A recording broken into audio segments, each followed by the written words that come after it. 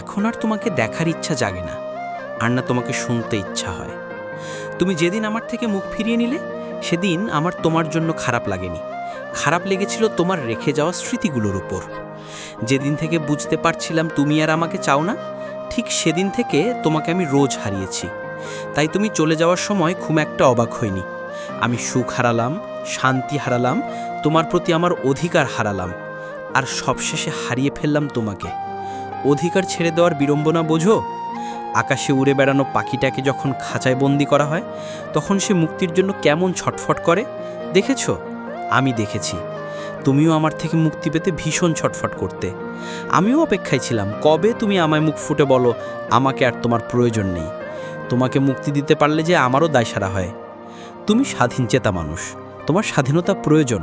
এসব মায়ার শেকল তোমার জন্য না। অবশেষে যখন তোমায় মুক্তি দেওয়ার সময় এলো, আমি সমস্ত অধিকার ভুলে তোমাকে মুক্তি দিলাম।